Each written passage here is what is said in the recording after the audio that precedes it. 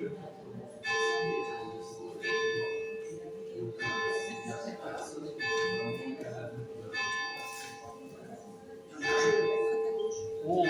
ça sera mieux.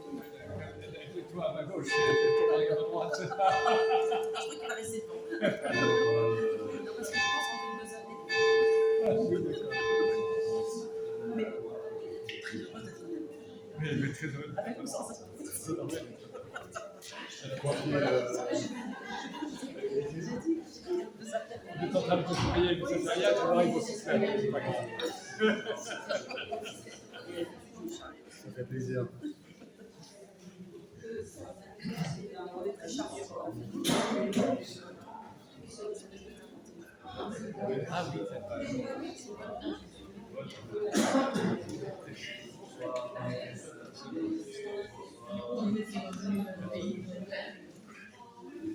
Ah oui, c'est président. Aussi, quand j'ai compris. Bonsoir, je vous invite à vous asseoir. J'invite le président aussi à s'asseoir. Ah, Fabien.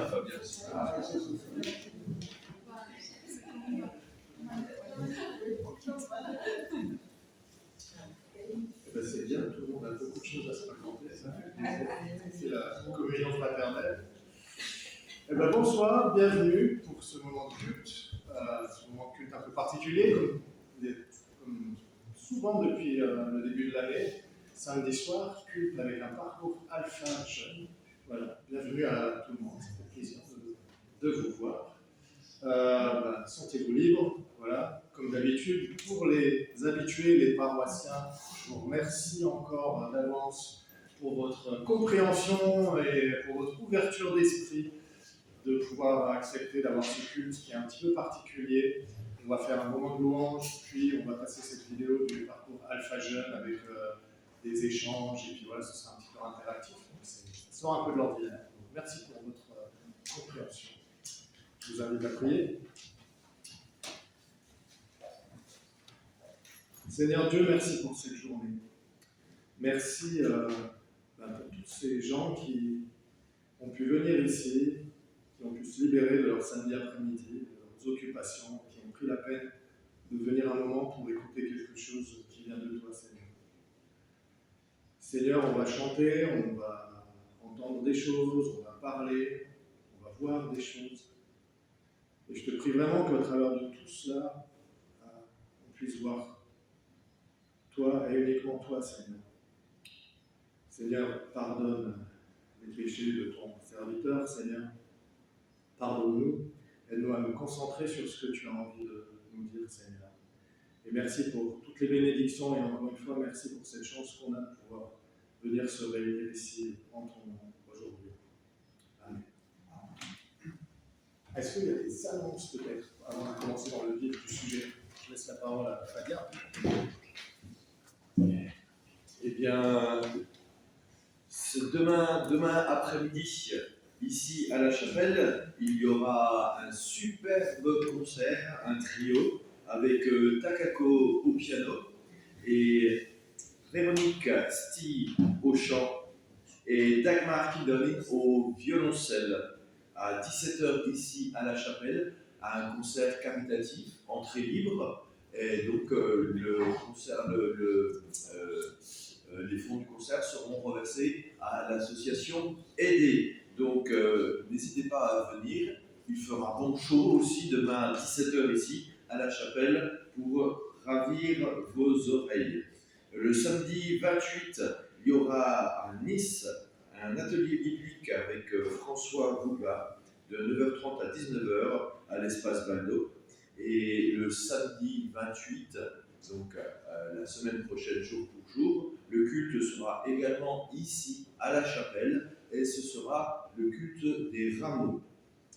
Je vous laisse consulter le reste des annonces du planning pour les semaines qui suivent. Il reste des éditions de notre fabuleux bulletin vers la lumière au fond du temple, près des recueils de chants. N'hésitez pas à vous servir et bien entendu, si vous n'êtes pas encore abonné à la newsletter qu'envoie Stefano chaque semaine, eh bien faites-vous connaître afin de connaître les activités pour la semaine en cours, voire la semaine suivante. Je rappelle quand même le dimanche 29 que vous aurez l'occasion d'aller à Cannes pour éventuellement participer au culte le dimanche matin et ensuite profiter d'un repas partagé et de l'Assemblée Générale des... je ne me rappelle plus le nom. Des amis du mémorial huguenot de l'île Sainte-Marguerite. Voilà, les amis du mémorial huguenot de l'île Sainte-Marguerite. On avait peut-être des jeunes qui étaient à l'île Sainte-Marguerite récemment. Vous avez pu voir un petit peu l'importance de cet endroit, au niveau historique, au niveau spirituel. Donc n'hésitez pas à faire un peu de tourisme culturel et d'aller rendre visite notamment à notre ancien pasteur Christian Barbery et profiter éventuellement donc, du repas de midi. Quelles sont les modalités pour le repas de midi? Et après les AG, il y a la conférence. Il y a la conférence, il y a en plus une conférence, oui. L'année sur la réconciliation des mémoires. Voilà, donc à temps fort, dimanche prochain, à Cannes. N'hésitez pas à prendre des renseignements supplémentaires si vous êtes intéressé. Voilà. Merci Fabien. Je vous invite à la louange. Ceux qui le souhaitent, comme d'habitude, vous pouvez vous lever, vous pouvez vous lâcher, pas de problème. Donc le premier chant qu'on connaît bien, c'est « Venez le célébrer ».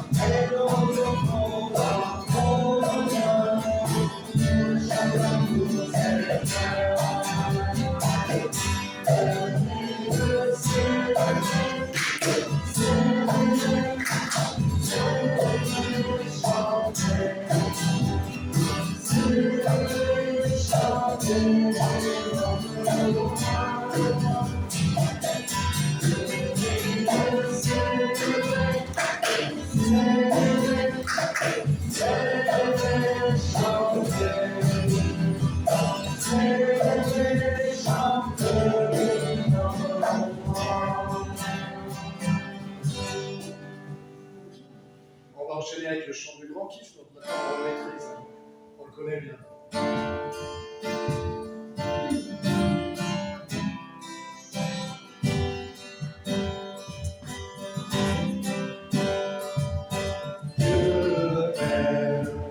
Je pars, tout s'accélère. Dis-moi quoi, donne encore.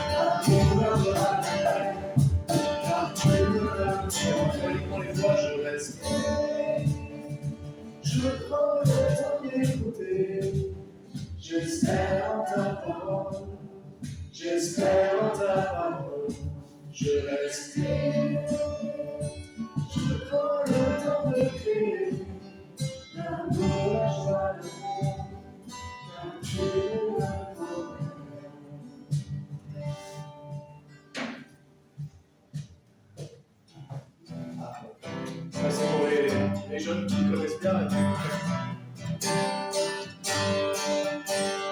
tu te transformes à l'eau, touche à les yeux de ta main, et les comme tout.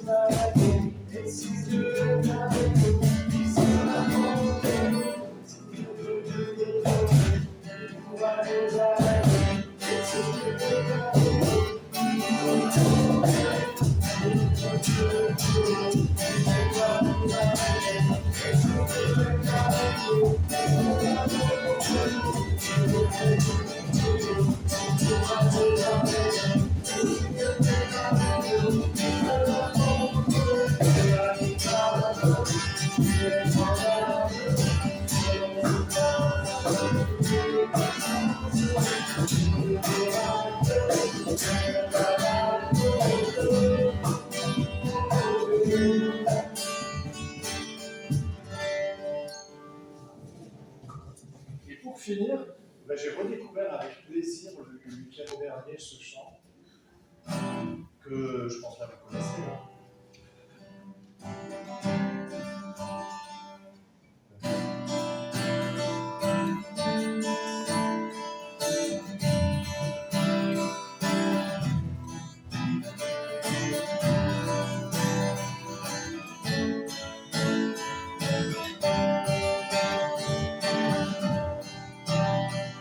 Seigneur, fais-nous des jours qui aiment. Seigneur, fais-nous des ravissements. Là où demeure la haine, que nous invoquions l'amour. Là où se trouve l'enfance, que nous mettons le pardon. Seigneur, fais-nous des jours qui aiment. Seigneur, fais-nous des baptismes. L'amour remplit la distance, que le temps semble l'été. L'amour secoue les cœurs, que nous mettons avec la joie. Seigneur, fais-nous des jours qui aiment. Seigneur, fais-nous des baptismes. L'amour des ténèbres, que nous mettons dans la lumière. L'amour de la tristesse, que nous fassions chanter la joie. Seigneur, fais-nous des jours qui aiment. Seigneur, fais-nous des baptismes.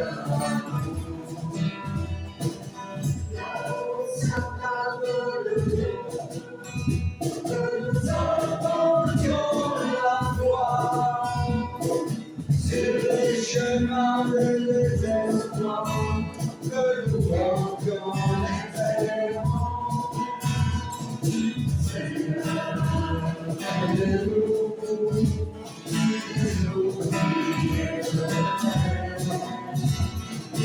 Seigneur, fais-nous des baptismes.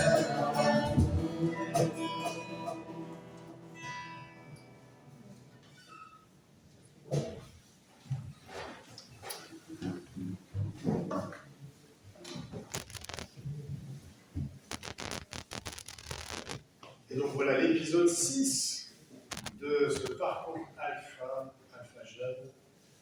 La Bible, pourquoi et comment?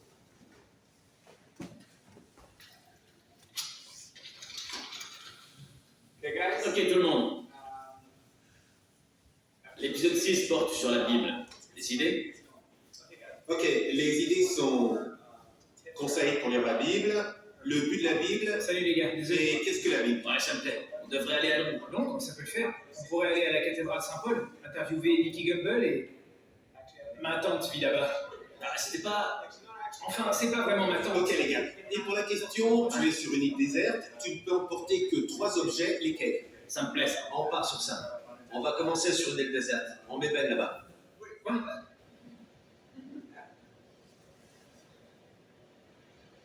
Bon choix.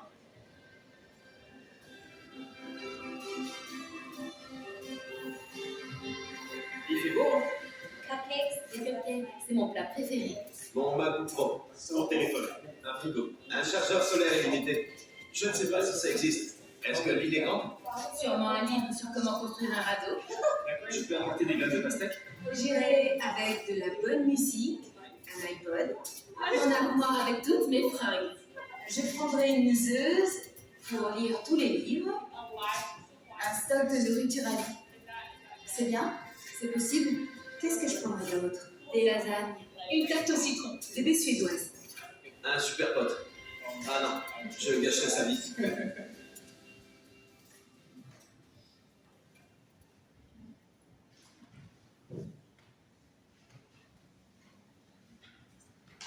Bon, question facile. Si tu ne peux prendre que 3 objets avec toi sur une île déserte, qu'emporterais-tu? Un couteau suisse. Ah, un couteau suisse.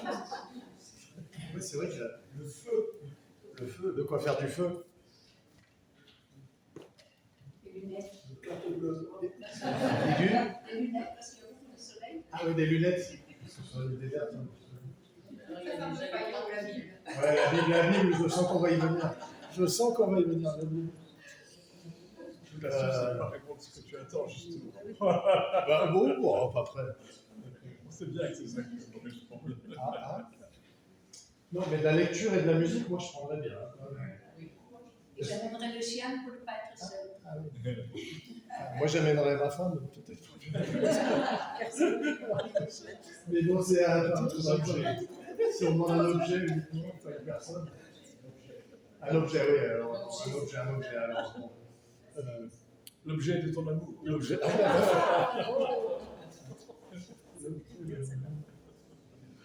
Voilà, d'autres réponses? Non? Les filles? Même pas le téléphone. T'as pas de GSM. T'as pas de GSM. De toute façon, je ne suis pas l'esclave de mon téléphone. Ah oui. Je posais la question pour les moins de 15 ans. Tiens. Moi, plutôt 6 fois qu'une.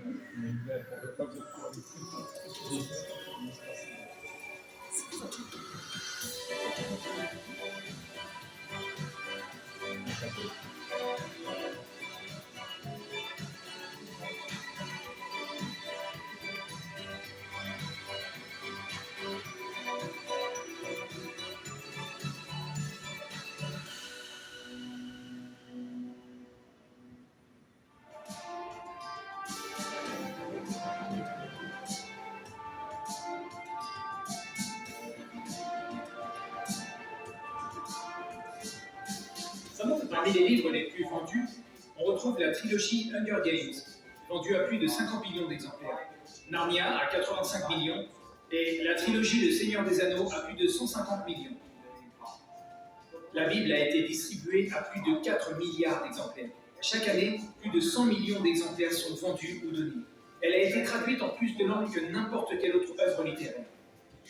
L'application YouVersion compte plus de 250 millions de téléchargements en plus de 1000 langues. La Bible est chaque année le livre le plus vendu. C'est le livre le plus populaire de tous les temps. For many, Pour beaucoup, la Bible est le bien le plus inestimable. La Bible est si puissante que certains dictateurs et gouvernements l'ont interdite.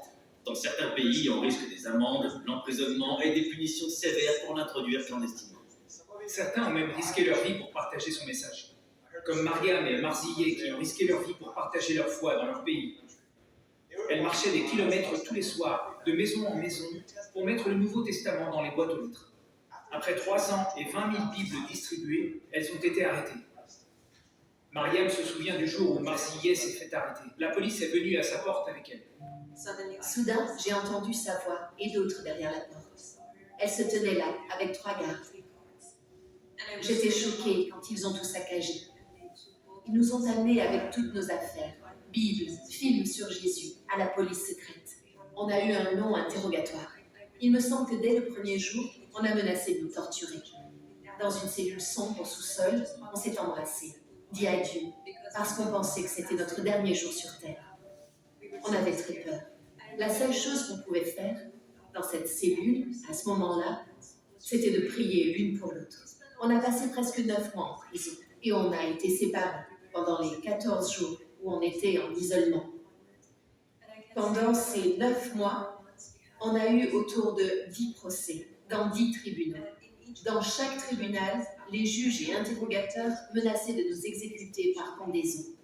Ils voulaient nous forcer à renier notre foi en Jésus. On n'avait pas de Bible avec nous, mais on avait appris à vivre les versets de la Bible. Chaque jour, on prie pour que Dieu nous donne cette force de vivre sa parole et qu'il le voie à travers notre comportement avec les prisonniers. Après presque 9 mois, on a appris qu'on avait reçu du soutien de partout dans le monde. Et grâce à tout ce soutien, le gouvernement devait nous laisser partir contre son gré. Il y a 2 ans, on était en Australie et une église nous a invités.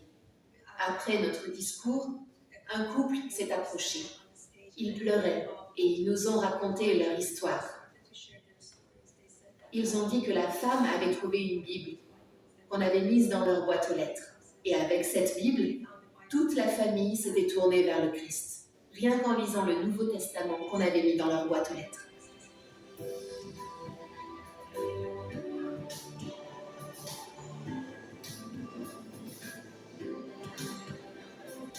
Alors, qu'est-ce que la Bible? C'est un livre, ou plus précisément une collection de livres. Le mot Bible vient du latin biblia, qui signifie livre ou bibliothèque de livres. Elle se divise en 2 grandes parties, l'Ancien et le Nouveau Testament. L'Ancien Testament est la plus grande partie et inclut tout ce qui a été écrit avant la vie de Jésus. Le Nouveau Testament est ce qui a été écrit après. Ensemble, l'Ancien et le Nouveau Testament ont été écrits dans un intervalle de près de 1600 ans par au moins 40 auteurs, rois, érudits, collecteurs d'impôts, philosophes, pêcheurs, poètes, hommes d'État, historiens, enseignants, prophètes et docteurs. On y retrouve plusieurs genres littéraires, historiques, poésie, prophétie, lettres. La Bible est à 100% l'œuvre d'auteurs humains. Mais les chrétiens pensent qu'elle est aussi à 100% inspirée par Dieu. Comment est-ce possible? Le grand architecte anglais Sir Christopher Wren est connu pour avoir construit la cathédrale Saint-Paul à Londres. Il était l'architecte en chef du projet, qui a duré près de 36 ans. En tant que tel, il a minutieusement pensé la place de chaque pilier. Et même s'il n'en a touché aucune, personne n'a jamais contesté le fait qu'il l'a construite. Sir Christopher Wren est celui qui a inspiré tout ça. De la même manière, la Sainte Bible a plusieurs auteurs, mais un seul architecte, une seule inspiration derrière tout ça, Dieu. Dans 2 Timothée 3,16, il est écrit « Toute écriture, en parlant de la Bible, est inspirée de Dieu. La Bible n'est pas une collection de livres comme d'autres. C'est un message d'amour de Dieu pour le monde. »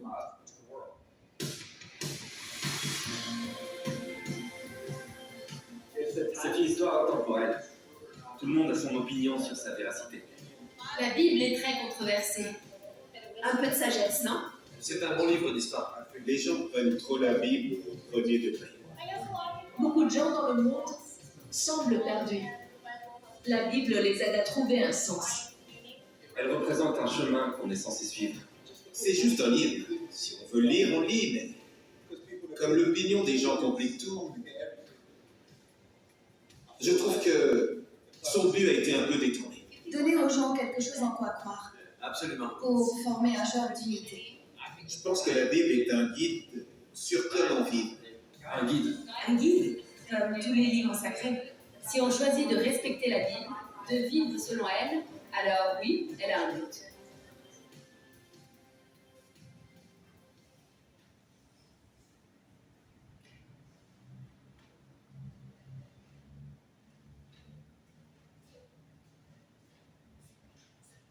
Je vous retourne la question.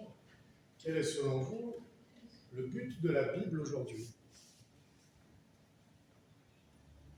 Je suis tout oui. Il faut s'exprimer. Il n'y a pas de mauvaise réponse. Hein. Ça existe. D'encourager les gens désespérés. D'encourager les gens d'espérance. Pourquoi aurait-elle un but? C'est une collection de témoignages. Elle a pas en tant que livre, elle n'a pas un but. Je suis assez d'accord avec Pierre, elle a plutôt une fonction. Oui, elle a une fonction, on peut lui donner une fonction, mais elle n'est pas écrite, je veux dire, sauf les évangiles qui sont écrits avec un but précis, qui est de nous convaincre que Jésus est le Seigneur. Mais l'Ancien Testament, non. Il peut y avoir plusieurs buts, juste de nous faire connaître le véritable visage de Dieu, à rapport à tous les idoles que nous construisons chaque jour.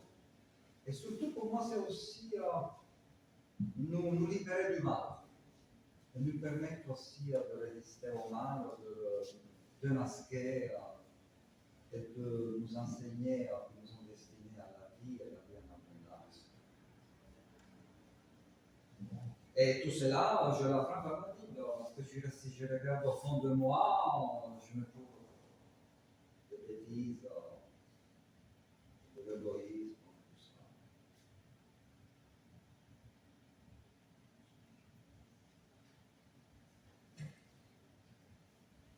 Il y en a beaucoup en fait, de buts. C'est une question là, hein, c'est tellement vaste. Moi, je te dirais que je l'aime beaucoup parce que ça me fait voyager sur plein de niveaux. Déjà, quand j'étais adolescent, j'adorais les livres dont vous êtes le héros. Le principe, c'était donc des livres dont à choix multiples, on nous présentait une situation. Voilà, à partir d'une situation initiale, vous partez en voyage, en gros, arrive un croisement, quel est le chemin que vous allez prendre? Si vous allez à gauche, rendez-vous page 138, si vous allez à droite, rendez-vous page 102. Et on voyageait dans le livre comme ça, et c'était passionnant, et la réflexion et l'aventure se construisaient au fur et à mesure. Et je trouve formidable dans la Bible, dans la plupart des éditions qu'on a, il y a des renvois permanents à des textes. Et je retrouve ce jeu-là d'enfant, en fait, de voyager vraiment dans le texte et de voir que, à partir d'un même texte, un jour, on peut suivre un chemin, un récit, et le lendemain, quasiment en prenant la référence suivante, la deuxième référence, arriver à un autre endroit dans la Bible. Et ainsi, je ne dirais pas que c'est sans fin, mais c'est d'une richesse infinie. Et c'est juste extraordinaire, cette espèce d'univers complètement ouvert qui est renfermé dans ce petit volume. Ne serait-ce que pour cela, c'est quelque chose de vraiment joyeux, ludique et plaisant. Je n'avais jamais vu cette comparaison. La Bible, un livre dont vous êtes le héros. Autre chose?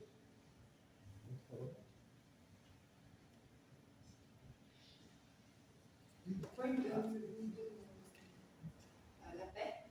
Quand je me plonge dans la vie, je sens un moment de paix, où je coupe avec mon extérieur et je rentre dans un autre. Et puis le but pour moi, c'est aussi de renforcer, de conserver mes liens avec Dieu, d'apprendre toujours un peu plus sur lui et de construire ma relation avec lui de manière intime. Ou même on peut partager la Bible aussi, ça permet de partager des moments entre réflexion.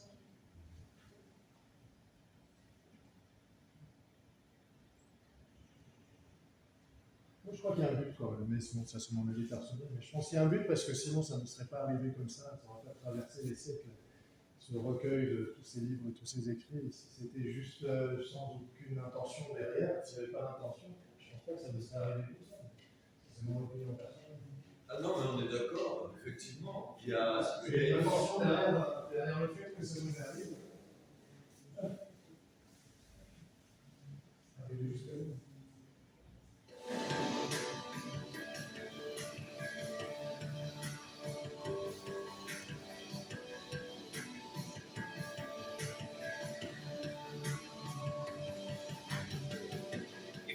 Si tu ouvres une Bible au hasard, tu serais peut-être surpris. Tu pourrais te retrouver au milieu d'une histoire, d'une lettre ou encore d'une chanson. Où tu pourrais trouver de la sagesse et des conseils utiles. Dans 2 Timothée, il est dit « Toute écriture est inspirée de Dieu et utile pour enseigner, pour convaincre, pour corriger, pour instruire dans la justice, afin que l'homme de Dieu soit accompli et propre à toute bonne œuvre. » La Bible, ou la parole de Dieu, est la plus haute autorité en laquelle on croit et selon laquelle on vit. Elle traite de sujets présents dans notre quotidien, comme les amis, l'argent, le travail, la douleur et le bonheur. La Bible est un guide. Elle nous montre comment vivre et nous donne les limites. Certains diront « je n'ai pas besoin de règles. En les suivant, je perdrai ma liberté. » Mais si elle n'avait pas de limites ou de lignes directrices, nos vies seraient un chaos total. Pensez à la conduite. Les limites nous permettent de conduire prudemment. Ou le sport. Le sport sans règles serait horrible. Knodel doit se refaire après son bogey dans le 14e trou. Il s'apprête maintenant à tirer. Très bien joué. Encore un coup de maître de Knodel. On peut trouver une réelle liberté dans la vie en suivant la volonté de Dieu. Dieu ne dit pas « ne tuez pas parce qu'il veut faire le rabat-joie ». Il le dit parce qu'il nous aime. Jésus a résumé les instructions de Dieu de la manière suivante. Aime Dieu et aime ton prochain. Si tu as déjà essayé de lire la Bible avant, tu as sûrement rencontré des passages qui soulèvent des questions. Si parfois tu trouves ça éprouvant, n'abandonne pas. Continue de lire. Plus tu liras, plus tu croiras à la parole de Dieu, plus il te donnera l'envie de la vivre et plus tu comprendras les passages compliqués. En lisant la Bible toutes ces années, j'ai découvert des réponses à beaucoup de mes questions. J'ai encore beaucoup de questions, mais c'est un cheminement. Plus je lis, plus je comprends. Jésus est la clé pour comprendre toute la Bible. On interprète les Écritures à travers son œuvre et sa personne. L'évangile de Luc décrit une rencontre entre Jésus et 2 de ses amis. C'était juste après sa résurrection et il se dirigeait vers la ville d'Emmaüs. Alors qu'il marchait sur une route comme celle-ci, il commença à leur expliquer l'Ancien Testament. En commençant par la Genèse, il leur montra toutes les différentes manières dont les Écritures parlaient de lui. La Bible en entier est comme une flèche pointant vers Jésus. C'est l'élément principal que Dieu veut nous montrer. Lui-même. Jésus est la révélation suprême de Dieu. On découvre progressivement qui est Dieu en regardant Jésus. La Bible est une grande partie de notre relation quotidienne avec Dieu. Dieu a parlé et il nous parle toujours aujourd'hui. C'est un peu comme si la parole de Dieu était une lettre de sa part. Quand je reçois une lettre de quelqu'un que j'aime, comme de ma femme Mélissa, je la conserve, je la garde précieusement. C'est pareil avec la Bible. Elle est spéciale parce qu'on entend la voix de Dieu.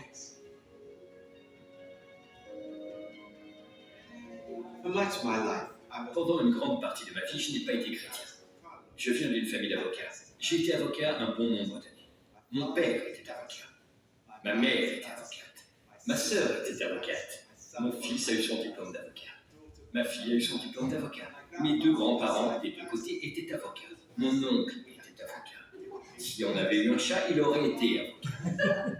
Mon père était un juif non pratiquant. Il a échappé à l'Holocauste, mais beaucoup dans sa famille sont morts. Ma mère n'allait pas à l'église. Mon père se disait agnostique. Et j'ai décidé, lorsque j'étais adolescent, que j'étais athée. Je le revendiquais fièrement. Je n'essayais pas de convertir les gens à l'athéisme. Mais si quelqu'un essayait de me convertir au christianisme, j'avais beaucoup de choses à dire. Je me méfiais des chrétiens. J'en avais rencontré 1 ou 2 pendant mon année sabbatique. Et ils avaient un sourire que je trouvais très suspect. Ma première année à l'université, j'avais un voisin, un très bon ami, Nicky Lee. Je lui avais dit de se méfier des chrétiens. Ne les laisse pas rentrer chez toi, quoi qu'ils te disent. Mais c'était trop tard, il en avait rencontré. Un jour, Silla, sa copine, aujourd'hui son épouse, et lui, sont venus me dire qu'ils étaient devenus chrétiens. J'étais horrifié. Ils étaient tellement gentils. Je me suis dit, comment les aider? Je ne savais pas comment faire, alors je me suis dit, je vais enquêter. J'ai trouvé une vieille Bible ce soir-là et j'ai commencé à la lire. J'ai commencé au début du Nouveau Testament.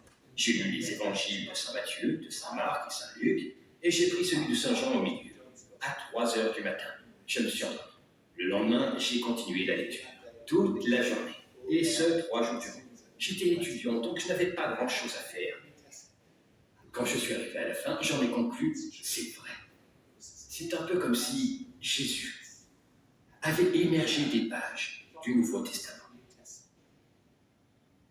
et que je l'avais rencontré. La Bible repose sur Jésus. Elle pointe vers Jésus. En lisant la Bible, je m'attends à rencontrer Jésus. Je m'attends à entendre Dieu me parler. Je commence donc chaque journée comme cela. Comme je commence par prendre mon petit déjeuner, je me nourris aussi spirituellement. C'est la première chose que je fais. La première chose dont j'ai envie de mettre, rencontrer Jésus. J'ai envie de rassasier ma faim spirituelle. Ça comble ma journée. Ce que Rick Warren a écrit sur la Bible résume mon histoire. Tout ce qu'il a dit s'est révélé vrai pour moi au cours des décennies à lire la Bible tous les jours.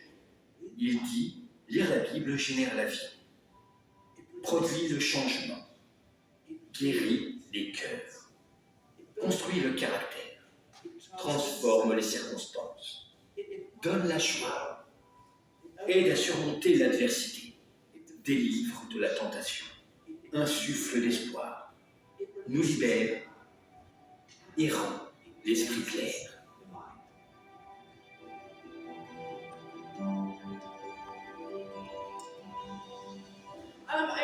J'ai grandi en lisant la Bible et en apprenant des versets chaque semaine.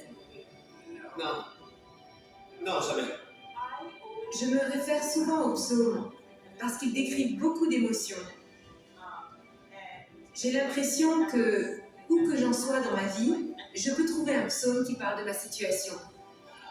Je comprends les valeurs que la Bible veut faire passer, mais il y a certaines choses qui me dérangent quand même. Avant, c'était un livre avec des règles, un livre que je lisais pour faire plaisir à mes parents. Je ne l'ai jamais considéré important jusqu'à ce que je réussisse à développer une relation avec Jésus. J'ai alors réalisé que la Bible n'était pas là pour me condamner, mais pour m'aider. Non, je n'ai jamais touché une Bible de ma vie.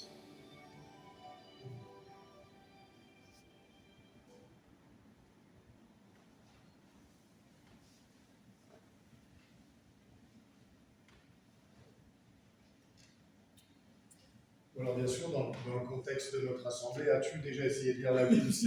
Voilà. Ça m'est arrivé une On fois. n'est pas obligé je ne vais pas vous faire lever les mains, bien sûr, objectivement. Mais par contre, le comment, je trouve intéressant quand même. Parce que, bon, c'est un thème au groupe des jeunes et au caté, je vois Victoria, tu sais, depuis souvent, c'est un thème récurrent en fait, quand on échange avec les jeunes, et on en parle souvent, comment on lit la Bible. Voilà, comment? Justement, est-ce qu'on commence à la première page jusqu'à la dernière? Est-ce qu'on suit un guide? Est-ce qu'il y a une cérémonial à respecter ou quelque chose? Donc toutes ces questions, souvent, je sais que ça revient souvent chez les jeunes. Et puis, je suis hâte de vous entendre sur peut-être votre façon de lire la Bible ou comment votre expérience. Si vous avez quelque chose à apporter. Peut-être plus sur le comment, effectivement. Comment ça se passe? Est-ce que c'est dans des occasions spéciales? Est-ce que c'est un moment particulier? Moi, la première fois que j'ai entendu, en fait, on m'a fait la lecture, c'était dans le cadre d'un catéchisme, un petit catéchisme catholique, dans une maison de village, dans un petit village où il y avait des parents d'élèves, enfin des parents, qui faisaient donc le catéchisme. Je crois que c'était en dehors de l'école. Et j'avais adhéré au témoignage de la résurrection avec Thomas. J'avais trouvé l'attitude du Christ entre Thomas et Marie-Madeleine, qui lui dit à Marie-Madeleine, tu peux mettre tes doigts dans les plaies pour voir. Et l'attitude de Thomas qui Jésus dit, toi par contre, oui, tu peux mettre tes doigts dans les plaies. Et à Marie-Madeleine, il lui dit non, tu ne peux pas me toucher pour l'instant. Et je me suis dit, pourquoi il y a deux attitudes différentes ça m'avait questionné en fait sur plein de choses. Malheureusement, au niveau de ce qu'on appelle la multiplication des pains, ça a complètement coincé. Ça tombait en même temps que les premières images de petits-enfants éthiopiens qu'on voyait à la télé, qui mouraient de faim, donc en Afrique. Et ce témoignage de la multiplication des pains me semblait complètement aberrant. Si c'était vraiment le cas, la vérité, pourquoi ces enfants mouraient de faim? Et ça m'a complètement détourné ça m'a pas donné envie de lire la Bible jusqu'au moment où, au lycée, c'est Platon, la lecture de Platon, et cette pratique qu'on appelle la maïeutique, c'est-à-dire l'échange, le pouvoir de la parole de Socrate, dont Platon raconte l'histoire. Ce processus-là m'a fortement interrogé, et en parlant autour de moi, j'avais un ami qui avait été, j'aime bien dire, converti comme on retourne une crêpe. Du jour au lendemain, il a été frappé par la grâce et il a changé complètement de vie. Et il m'a dit, tiens, prends une Bible et commence à lire. Il m'avait proposé, comme c'est souvent le cas, de commencer par la lecture de l'évangile de Luc. Et ça m'a tout de suite aussi, ça m'a tout de suite touché. On parlait de but de la lecture de la Bible. Évidemment, le but, c'est de nous révéler le Seigneur, la puissance de Jésus. Évidemment que c'est le but de la Bible, particulièrement de l'Évangile. Et à partir de là, je n'ai eu de cesse que d'explorer ces sources, la lecture de la Bible, et ça m'a conduit à, quelques années plus tard, à m'inscrire à la faculté de théologie de Strasbourg, où là j'ai accumulé les outils pour continuer d'explorer la Bible et de rendre le voyage dont je parlais tout à l'heure encore plus intéressant. C'est vrai que de pouvoir aller vraiment aux sources du texte, dans les langues de la rédaction, c'est d'une richesse exponentielle par rapport même à ce qu'on peut lire en français, qui est déjà très révélateur. C'est le fait d'avoir lu en français le Nouveau Testament qui m'a converti. Mais c'est encore loin de la puissance du texte original qui est tous les jours surprenant. Et je lis rarement quand même, sauf quand je dois préparer vraiment un texte dans la langue originelle, sauf quand j'ai du temps, mais j'aime beaucoup l'ouvrir un peu au hasard, vers le milieu. On arrive souvent vers le milieu, vers les psaumes ou vers les proverbes, vers des livres dont on peut comme ça extraire un petit temps de lecture, pas nécessairement les grands récits historiques où on va trouver des témoignages qui sont assez lourds, avec beaucoup de références. Si on ne les a pas, c'est très difficile de pouvoir vraiment rentrer dans le texte. Des textes qui sont souvent brutaux. Et les proverbes, les psaumes, les évangiles, en général, sont d'une richesse spirituelle qui sont extraordinaires. Alors. Ok. Comment on lit la Bible dans cette assemblée? La feuille du calendrier de la bonne semence, non? Non, pas populaire ici. Alors le verset du jour sur YouVersion, l'application. Pas non plus? Oui. Ah, merci, voilà quand même. Non, mais je vous lance des perches juste pour répondre à la question. Hein. Il y a eu différentes périodes de ma vie, donc différentes approches de la Bible. Au tout début, je l'ai lu 2 fois de suite en entier, jusqu'à la fin. Et j'avais tellement soif. Et puis après, non, après ça a été plus grâce un éphéméride biblique qui permet d'approfondir à chaque fois. à partir d'un seul verset ou d'un seul passage. Et là, j'ai approfondi la lecture. Ça m'est arrivé aussi que vous faites au hasard de nous dire au voiture aujourd'hui, bon, ça m'est arrivé. Alors, l'éphéméride qu'on a tendance à suivre, c'est soif du Dieu vivant. Je ne sais pas si c'est en rapport un petit peu avec les calendriers dont tu parlais. Soif du Dieu vivant. Oui, C'est ça qui a remplacé dans 6 ans. Voilà. Il y a un temps de lecture de la Bible complet en 4 ans. Et dans la paroisse, notamment dans l'église, même en fait dans l'église protestante unie de France, c'est un petit peu la référence, c'est cette éphéméride-là qui nous sert à déterminer quels seront les textes de prédication en général. Peu importe, pardon, parce qu'on va peut-être essayer d'avancer, mais la question c'était comment? Oui, l'éphéméride, c'est très bien. Mais il y a Arnaud qui lui a montré le téléphone. C'est quoi le verset du jour alors sur YouVersion, c'est ça? Non, c'était pour dire que sur YouVersion, il y a le fort. Et pendant 6 mois, je l'ai écouté tous les matins.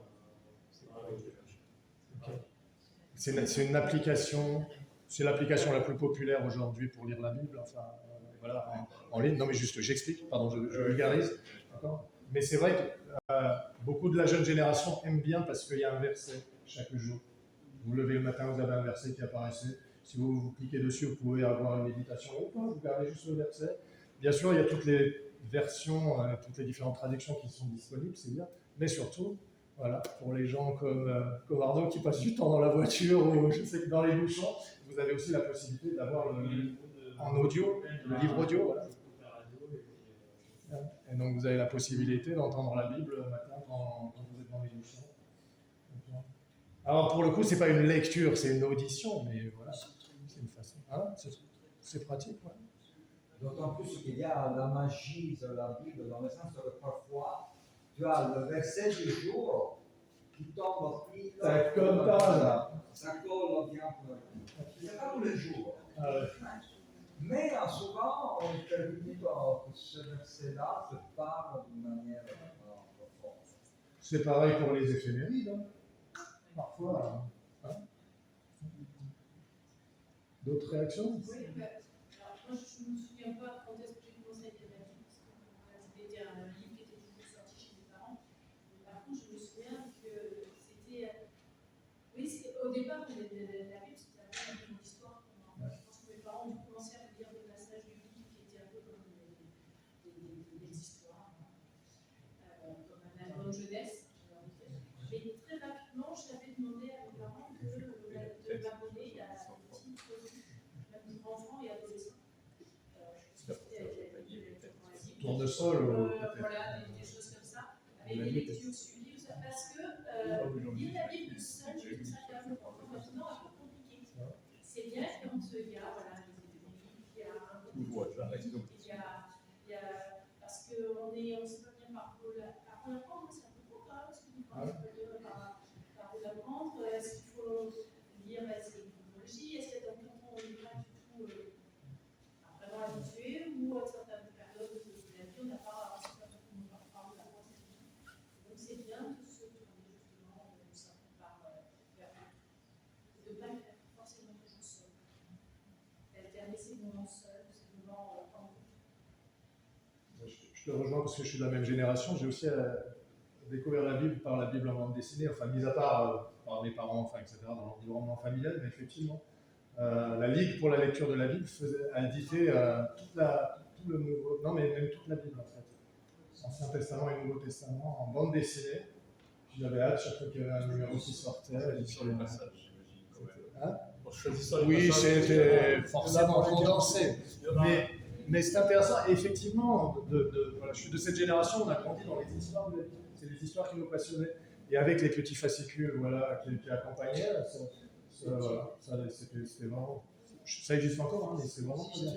Ça existe toujours. Ouais. Mais je trouve ça, c'est une bonne approche. Parce que l'histoire de Jéhu qui se fait apporter dans un panier des têtes. Ouais, d'un seul, ok, 70 enfants. Encore une chose, peut-être, c'est important de se dire qu'il y a des éditions différentes de la Bible. Donc, il y a des traductions en fait différentes. Et on a vraiment les différences notables entre les différentes versions. Par exemple, si on se pose la question maintenant, quelle est la première chose que crée Dieu en Genèse 1?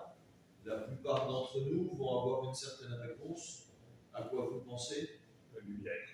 Ah, merci Pierre. Bon, la réponse spontanée pourrait être au commencement, Dieu créa le ciel et la terre, et donc le ciel et la terre semblent être la première chose à avoir été créée. Et depuis la traduction de la Tob, la traduction œcuménique de la Bible, qui date des années 60-70 à peu près, eh bien, on se rend compte que la première chose que Dieu crée, c'est la lumière. Et donc, ça change complètement ensuite, même toute la suite du livre et ce qu'on peut comprendre. Donc, ne pas s'arrêter à une seule édition, c'est aussi important, ne serait-ce que pour se rappeler que tous ces textes sont des traductions et que ça peut varier énormément.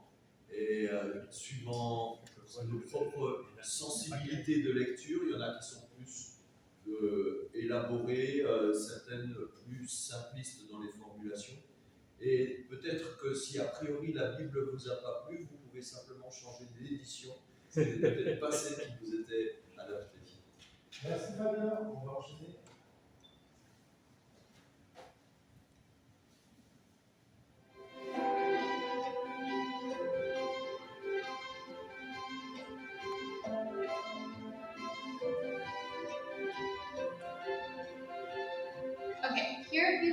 Voici quelques conseils pour t'aider à lire la Bible. Conseil numéro 1. Procure-toi une Bible. Demande à un animateur alpha de t'aider à en trouver une. Tu peux aussi trouver la Bible sur Internet ou en appli. On adore l'appli YouVersion. Conseil numéro 2. Trouve un temps et un lieu qui te conviennent. Par exemple, si tu es du matin, prends 10 minutes le matin. Prépare-toi un petit déj et lis quelques versets. Tu peux aussi écouter la Bible sur le chemin du travail ou en allant en route. Conseil numéro 3. Quand tu lis la Bible, ne choisis pas des passages au hasard. Lire des versets par-ci par-là t'embrouillera l'esprit ou te perdra. Il vaut mieux lire livre par livre. Mais ne te sens pas obligé de commencer par la première page de la Genèse. On te recommande de commencer par l'un des évangiles comme Marc ou Jean. Pour t'aider à commencer, il y a des plans de lecture que tu peux trouver sur lire.la-bible.net. Ok, conseil numéro 4. Le genre est important. Il est important de savoir quel genre de livre. Certains livres sont de la poésie, d'autres sont historiques, certains sont des lettres. Savoir quel genre de livre tu lis t'aidera à la lecture. Conseil numéro 5. Pose beaucoup de questions. Quand tu lis la Bible, t'interroger sur le passage t'aidera à comprendre le contexte. Par exemple, à qui est-ce destiné? Qu'est-ce qui se passait dans le contexte? Puis tu peux te demander, ça signifie quoi pour nous aujourd'hui? Qui est Dieu? Conseil numéro 6. Prie. Une de mes amies avait écrit sur le bord de sa Bible « Prie avant d'ouvrir ». À chaque fois qu'elle allait lire sa Bible, elle se rappelait qu'elle devait en parler à Dieu. Conseil numéro 7, le dernier. Parle aux gens. Lire la Bible n'est pas forcément une activité solitaire. Parle de ta lecture avec tes amis. N'aie pas peur de poser des questions. Voilà nos 7 conseils.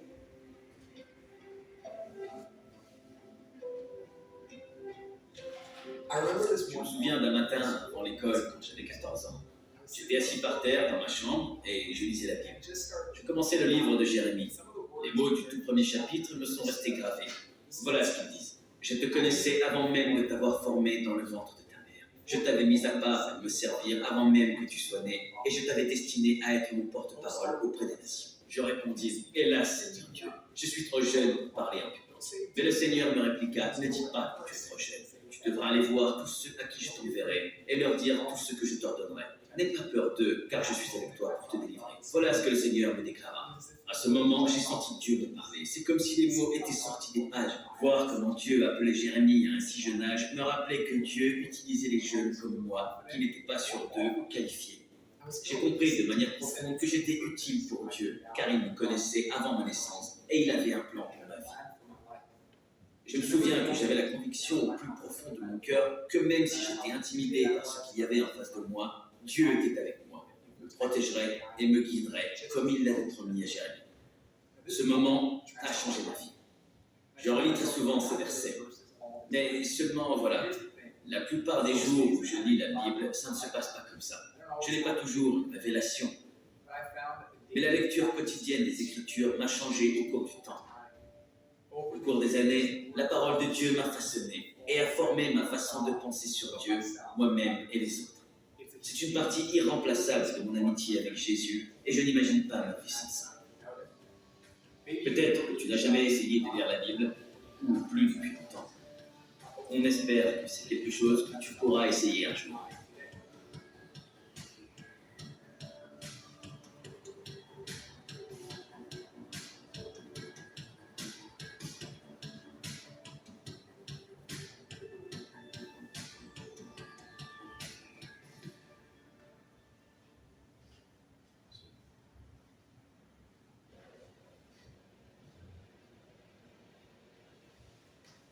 Quelqu'un veut jouer au volley?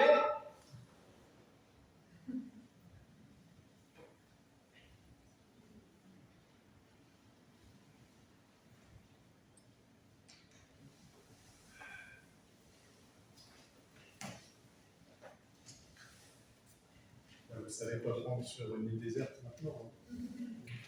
Stéphane.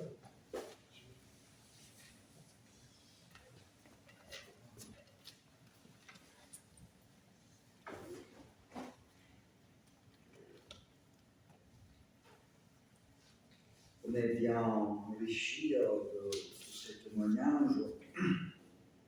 Ça, c'est magnifique. Nous voulons nous recueillir dans la prière d'intercession. Seigneur notre Dieu, merci pour cette soirée. Dans un monde menacé par la violence et la guerre, ce soir, tu nous as accueillis pour faire de nous ton peuple rassemblé. Combien de paroles vaines et combien d'incrédulité menacent nos cœurs et nos pensées. Fortifie-nous, Seigneur, dans ta parole. Que la joie de te servir prenne une demeure stable dans nos vies et dans nos familles. Donne-nous la lumière pour nous recentrer jour après jour autour de ton Fils Jésus. Que ce temps de grâce que tu nous offres, ces moments de fraternité, les chants, la méditation biblique, les échanges, soient et demeurent notre direction de marche aujourd'hui et pour les jours à venir. Seigneur, nous te prions pour tous les jeunes qui découvrent que tu les appelles, eux aussi, que tu les connais par leur nom et que jamais tu ne les abandonnes. Protège-les, fais grandir en eux la confiance et la joie. Et nous te prions pour les familles, pour ceux qui portent de lourdes responsabilités, pour ceux qui cherchent leur chemin, pour ceux qui traversent des épreuves. Nous te prions pour notre communauté. Donne-nous un cœur disponible, des mains prêtes à servir, et la simplicité de dire, comme Moïse ou comme Samuel, Seigneur, me voici. Même quand nous avons peur, même quand nous ne comprenons pas tout, fais-nous avancer derrière toi. Seigneur, toi qui appelles même ceux qui doutent, fais de nous des témoins de ta présence, des témoins joyeux, des porteurs de courage et des artisans de paix. Amen.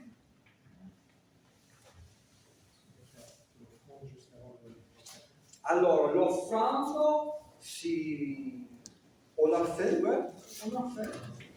Heidi, si tu peux, s'il te plaît, faire passer le petit panier.